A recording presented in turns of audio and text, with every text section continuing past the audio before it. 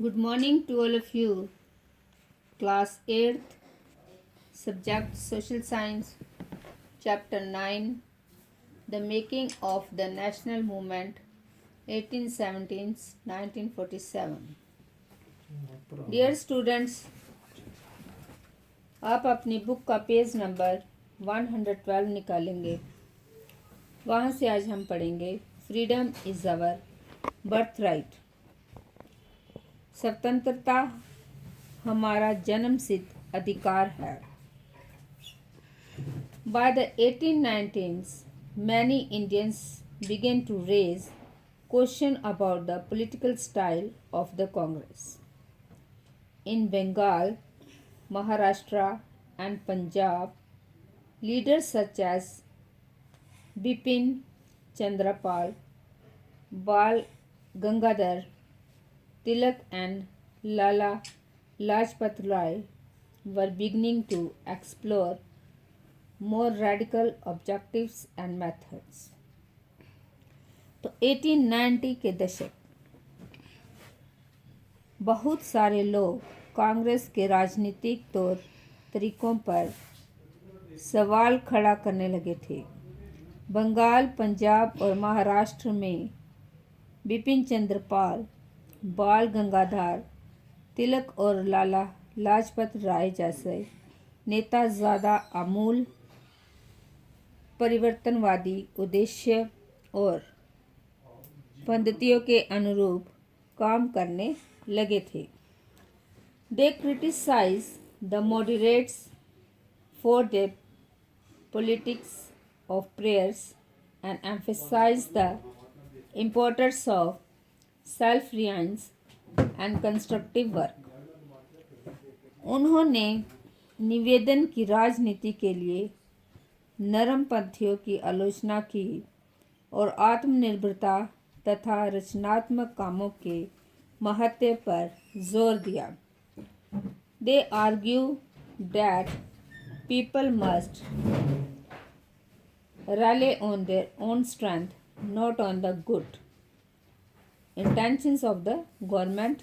People must fight for Swaraj.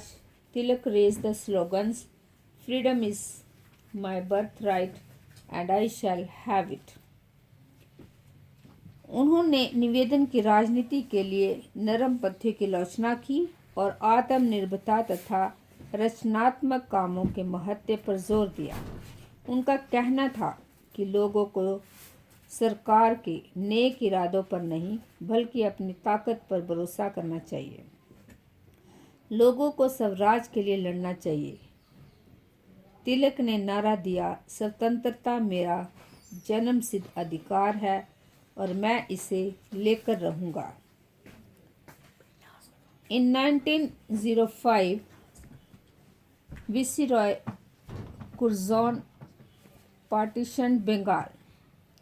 At that time, Bengal was the biggest province of British India and included Bihar and parts of Orissa. The British argued for dividing Bengal for reasons of administrative convenience. 1905 में viceroy Curzon ने बंगाल का विभाजन कर दिया। उस वक्त Bengal British Bharat का सबसे बड़ा प्रांत था। बिहार और उड़ीसा के कुछ भाग भी उस समय बंगाल का हिस्सा थे। अंग्रेज़ों का कहना था कि प्रशासकीय सुविधा को ध्यान में रखते हुए बंगाल का बंटवारा करना ज़रूरी था, परंतु इस प्रशासकीय सुविधा का मतलब क्या था? इससे किसको सुविधा मिलने वाली है? Whose convenience did it represent? Clearly, it was closely tied to the interest of British officials and businessmen. Even so, instead of removing the non-Bengali areas from the province, the government separated East Bengal and merged it with Assam. Perhaps the main British motives were to contain the influence of Bengali politicals and to split the Bengali people.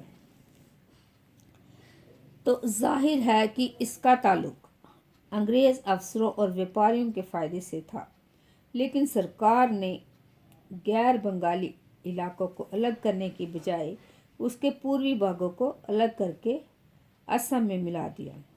पूर्वी बंगाल को अलग करने के पीछे अंग्रेज़ों का मुख्य उद्देश्य ये रहा होगा कि बंगाली राजनेताओं के प्रभाव पर अंकुश लगाया जाए और बंगाली जनता को बांट दिया जाए।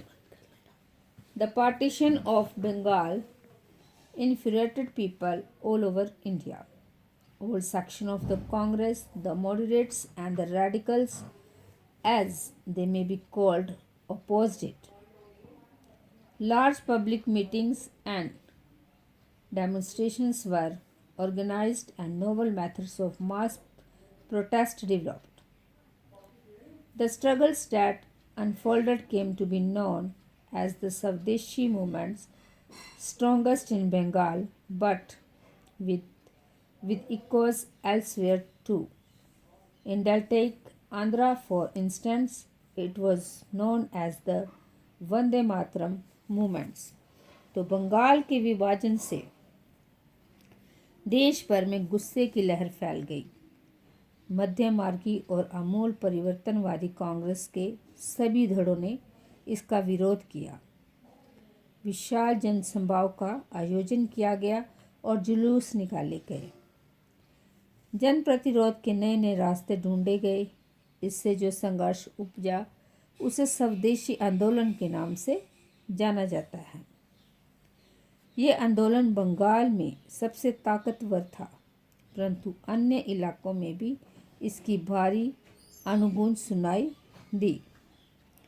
उदाहरण के लिए आंध्रा के डेल्टा इलाकों में इसे वंदे मातरम आंदोलन के नाम से जाना जाता था।